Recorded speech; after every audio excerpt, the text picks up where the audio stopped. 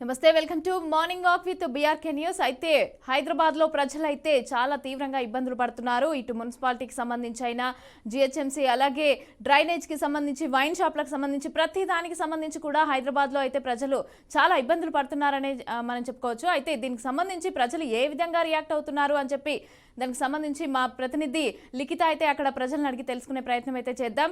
లిఖిత, అక్కడ ప్రజలు ఏ విధంగా రియాక్ట్ అవుతున్నారు? ఈ సమస్యలన్నింటికి సంబంధించి మార్నింగ్ వాక్ లో ఏం చెప్తున్నారు వాళ్ళు? రైట్ మమత, ఇక్కడ ప్రస్తుతం మనమైతే రెహమత్ నగర్ డివిజన్ లోనైతే ఉన్నాము. ఇక్కడ చూసుకున్నట్లయితే కనీసం మహిళలు బయటికి వచ్చే పరిస్థితి కూడా లేదు.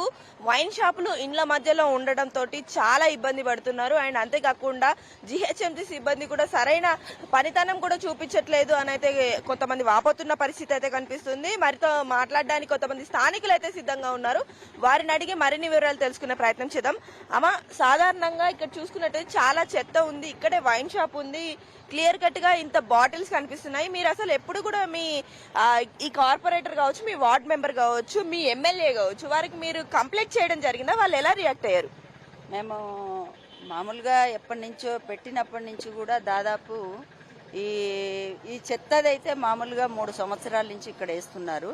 అప్పటి నుంచి పెద్దవాళ్ళకి అందరికి కూడా కంప్లైంట్ ఇవ్వటం జరిగింది. వాళ్ళు కూడా ఇన్వాల్వ్ అవ్వటం జరిగింది. వచ్చి ఈడ అందరూ చూడటం జరిగింది. వాళ్ళు చూసి మేము ఖచ్చితంగా వాళ్ళ దగ్గర నుంచి చెప్పి ఇక్కడి నుంచి మేము తరలిస్తాం అనేసి ఆఫీస్కు కూడా వెళ్ళటం జరిగింది. జిహెచ్ఎంసీ ఆఫీస్కు భవానీ శంకర్ గారు వచ్చారు. భవానీ శంకర్ గారు వచ్చేసి మొత్తం పరిశీలించారు, మొత్తం చూసేసి మేము ఇదంతా తీసేపించి క్లీన్ చేపిస్తామని చెప్పి అక్కడికి కూడా మేమందరము భవానీ శంకర్ గారితో అందరం కలిసి అక్కడికి ఆఫీస్కి కూడా వెళ్ళటం జరిగింది. చెప్తే వారు ఏం చెప్పారంటే, మేము అక్కడ వేయకుండా మేము మా మనుషులను పెడతాము, చెత్త గిట్లా అక్కడ ఏం వేయనీయము, ఇప్పటి నుంచి మేము కంట్రోల్ చూసుకుంటాము అని చెప్పారు. అలాగా భవానీ శంకర్ గారు ఒక 10 సార్లనన్నా తిరిగారు జిహెచ్ఎంసీ దగ్గర. కార్పొరేటర్ బండపల్లి చంద్రమ్మ వాళ్ళ కొడుకు, బండపల్లి చంద్రమ్మ రూలింగ్ లో ఉన్నప్పుడు వైన్స్ ఉండే, తర్వాత ఈ చెత్త వచ్చింది. అప్పుడు ఈ పరిస్థితి అంతా తీసుకుపోయి చెప్తే తననే మమ్మల్ని వేసుకుని 10 సార్లు ఆఫీస్ చుట్టూ తిరిగి ఇది చెయ్యాలి, ఇది నీట్గా చెయ్యాలి, మా పబ్లిక్ బాగుండాలి అని 10 సార్లు తన కూడా లెటర్ పెట్టడం జరిగింది. తన కూడా మాట్లాడటం జరిగింది, కమిషనర్ దగ్గర మాట్లాడటం జరిగింది. సరే అని చెప్పారు వాళ్ళు. మేము తీసుకుంటాం, తగిన చర్యలు మేము తీసుకుంటామని చెప్పారు. ఎన్నిసార్లు వెళ్ళినా కూడా అలాగే చెప్పారు. ఇంకా చెప్పి మేము ఇప్పటిదాకా చెప్తూనే ఉన్నాము. ఇంకా వచ్చిన వాళ్ళు చూస్తున్నారు, వెళ్ళిపోతున్నారు, వాళ్ళు కూడా తిరుగుతున్నారు, పాపం చెప్తున్నారు. ఎవరైతే దాని గురించి ఎక్కువ తీసుకోలే, బండపల్లి చంద్రమ్మ కొడుకు గారు భవానీ శంకర్ గారు ఎక్కువ తీసుకున్నారు దాని మీద.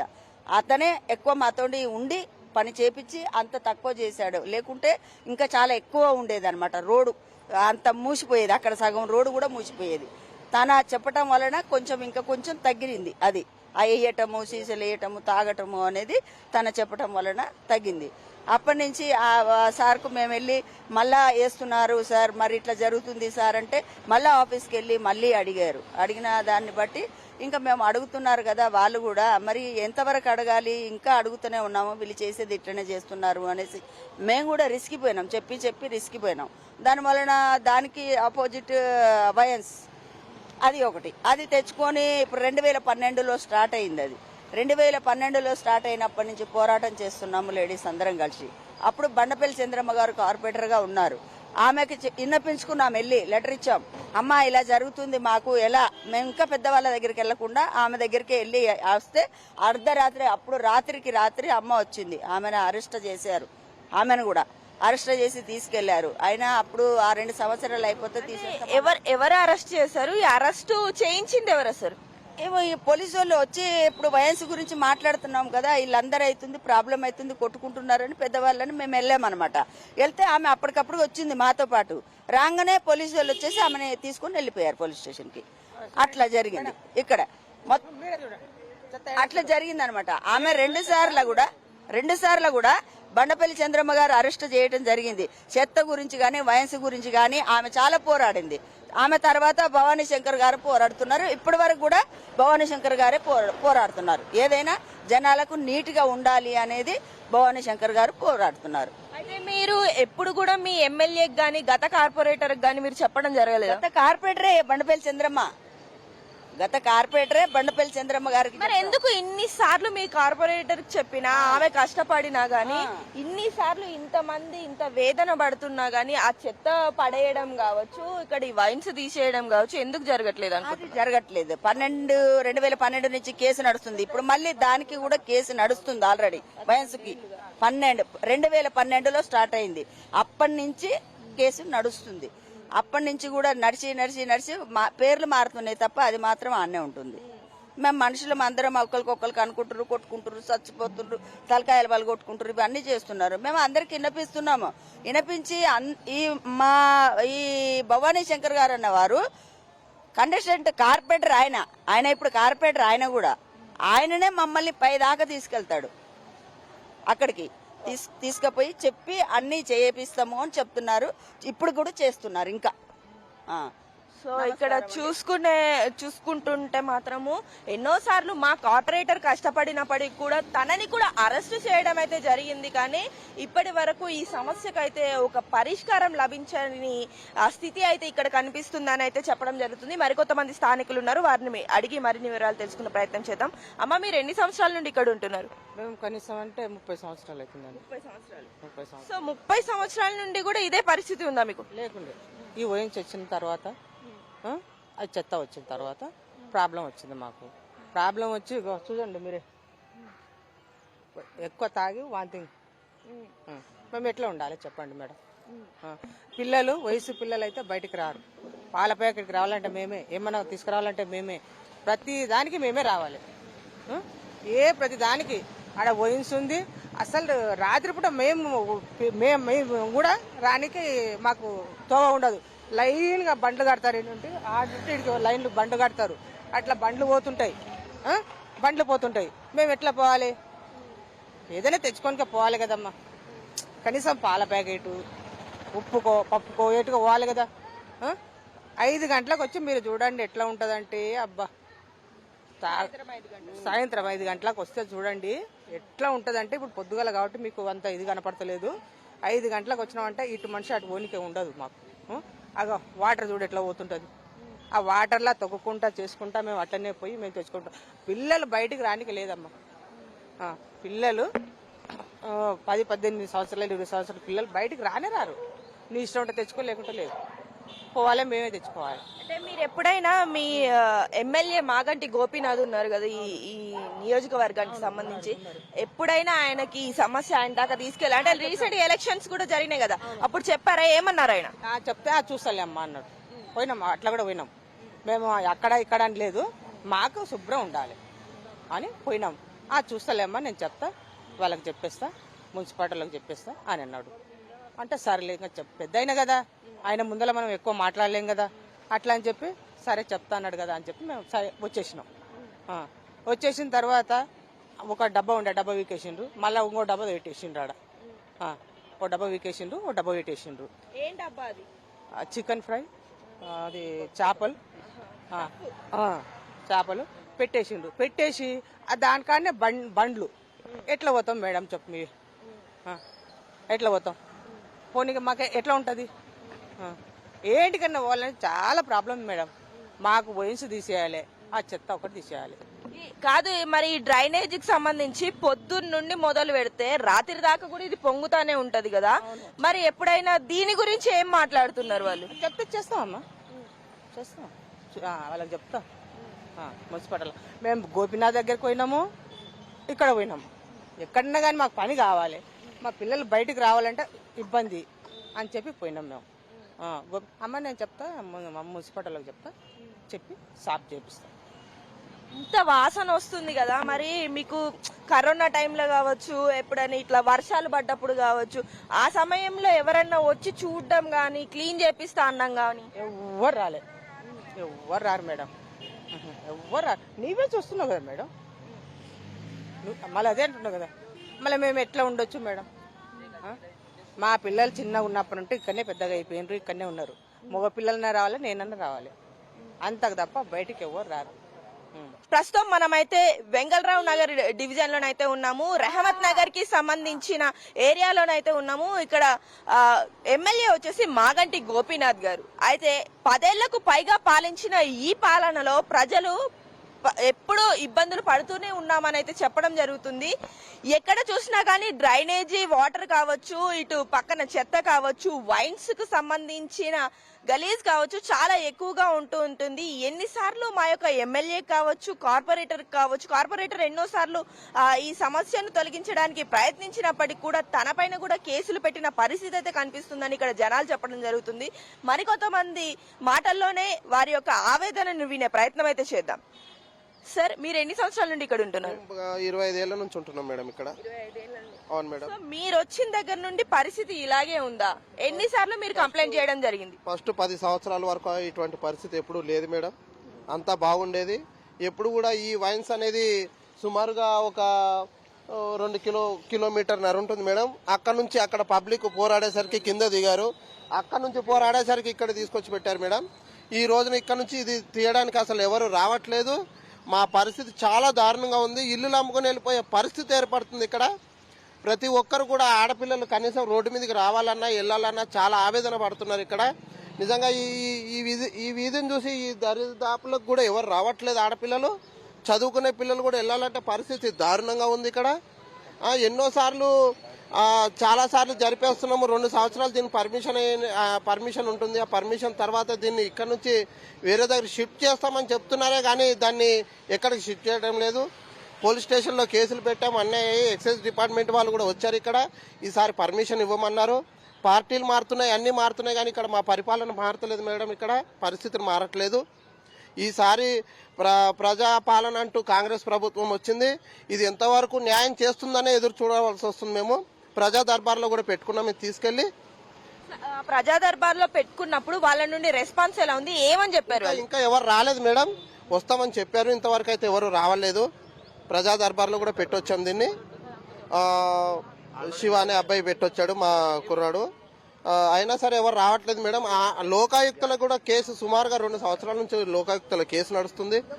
12 ఏళ్ల నుంచి పోరాడుతున్నాం మేడం. దీని గురించి ఇక్కడ నుంచి జరగట్లేదు. న్యాయ పోరాటం చేస్తున్నారు కానీ అందరూ ఎవరు కూడా మాకు ఎటువంటి రెస్పాన్స్ రావటం లేదు. సాయంత్రం 5 నుంచి 9 వరకు చాలా దారుణంగా ఉంటుంది ఇక్కడ. రోడ్డు దాటాలన్నా ఇబ్బంది. ఆడపిల్లల్ని ఈ పిల్లలు, ఈ చంటి పిల్లలు ఎక్కడికన్నా రావాలన్నా సరే ఇక్కడ తాగేసి బాటిల్ పలగొట్టేస్తున్నారు మేడం. మేము ఎత్తి పక్క పోయాల్సి వస్తుంది. ఇక్కడ ఉన్న దారుణమైన పరిస్థితి అది. అసలు ఒక్కొక్కసారి ఉందామా వెళ్ళిపోదామన్నంత పరిస్థితి ఏర్పడుతుంది. అంటే ఈ నాయకులతోటి పని కాకుండా మీ స్థానికులందరూ కలిసి వాళ్ళకి ఎప్పుడైనా చెప్పడం గానీ ఇట్లా జరుగుతుంది? ధర్నా చేసింది ఉంది మేడం. ఎన్నోసార్లు ధర్నాలు కూడా చేసాం. అక్కడ ధర్నాలు చేసినా కూడా పట్టించుకునే వాళ్ళు లేరు. ఏమన్నా అంటే గుడి ఎన్ని కిలోమీటర్లు ఉంది అంటున్నారు, లేకపోతే అంగన్వాడీ ఎన్ని కిలోమీటర్లు ఉంది అంటున్నారు, ఎన్ని మీటర్లు 100 మీటర్లు లోపేం వస్తాయి అంటున్నారు, లేకపోతే రోడ్డు పెద్ద చేసుకోండి, ఇలాంటి మాటలు వస్తున్నాయి. కానీ ఇది తీసేస్తాము, పబ్లిక్ ఇక్కడ సమస్య ఉందని మాత్రము ఏ నాయకుడు పట్టించుకోవడం లేదు. ఇక్కడ పరిస్థితి చాలా దారుణంగా ఉంది మాకైతేనే. గుడి బడి విషయం పక్కన పెడితే ఇక్కడ స్థానికులు ఇళ్లలో ఉండే వాళ్ళు చాలా మంది ఉన్నారు. చిన్నపిల్లలు కూడా ఉన్నారు కదా, మరి మీరు ఆ మాట చెప్పలేదా వాళ్ళకు? ఎన్నోసార్లు ఆ విధంగా కూడా వెళ్తే ఏమంటున్నారంటే ఇది మెయిన్ రోడ్ మీద ఉందన్నట్టుగా ఆ విధంగా చెప్పుకొస్తున్నారు మేడం. పబ్లిక్ ఇళ్ల మధ్యలో పెట్టామన్న విధంగా చెప్తలేరు దీన్ని. ఆ విధంగా పరిస్థితిని ఎదురు దాటేస్తున్నారు తప్ప మా పరిస్థితి ఎవరు సమస్య తీర్చట్లేదు. చాలా విధాలుగా అందరూ చాలా ఇబ్బంది పడుతున్నారు. ఇక్కడ ఆడవాళ్ళు అయితే ప్రత్యేకంగా ఆడవాళ్ళు బయటకు రావాలంటే ఇప్పుడు ఒక 4 ఈ సమయంలో తిరగాలి వీళ్ళు. మళ్ళీ 1 గంట అయ్యిందంటే ఇక బయటకు రావడానికి ఉండదు.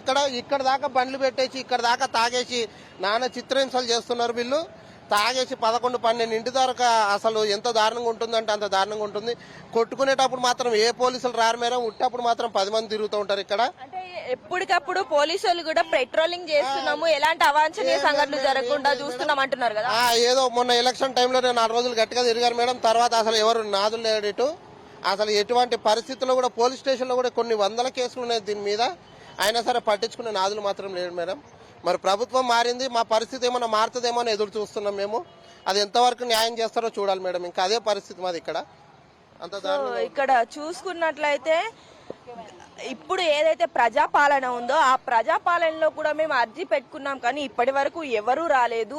ఎన్నో ప్రభుత్వాలు మారాయి, కార్పొరేటర్లు మారుతున్నారు, కానీ మా యొక్క పరిస్థితి అయితే మారడం లేదు. చిన్నారులు ఉన్నారు, మహిళలు ఉన్నారు, టీనేజీ పిల్లలు ఉన్నారు, స్కూల్ కి వెళ్లే వాళ్ళు ఉన్నారు, కాలేజ్ కి వెళ్లే వాళ్ళు ఉన్నారు, పనులకు వెళ్లే వాళ్ళు ఎంతో మంది ఉన్నారు. ఎన్నిసార్లు వీళ్ళ గురించి ఇబ్బంది పడుతున్నారు అని చెప్పినప్పటికీ కూడా ఎలాంటి మూమెంట్ అయితే ఇక్కడ కనిపించట్లేదు. అండ్ అంతేకాకుండా సాయంత్రం అయితే చాలు బయటికి రావాలంటే భయపడే పరిస్థితి అయితే ఇక్కడ ఏర్పడుతుందని చెప్తున్నారు.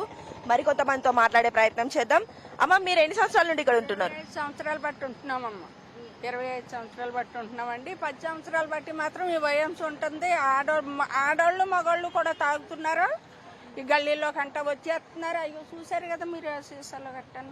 ఇది మా ఇల్లేనండి. ఇక్కడ ఎన్నోసార్లు చెప్తున్నానమ్మ వచ్చి, అసలు ఎవరో పట్టించుకుంటారు లేదండి. ఇది నీ ఇల్లా రోడ్డు అని అడుగుతున్నారు మేడం. అలా చేస్తున్నారండి. మరి అట్లాంటప్పుడు రోడ్డే గానీ ఇదంతా నా ఇంటి స్థలం అని మీరు చెప్పలే? చెప్తున్నానమ్మా, చెప్తున్నానండి. ఇదంతా నా ఇల్లు స్థలం. మీరు ఇక్కడ తాగి ఇలా చేస్తే ఎలాగంటే మేము మీ ఇంట్లోకి అయితే రావట్లేదు కదా, మేము రోడ్డు మీద తాగుతున్నామని అడుగుతున్నారు మేడం.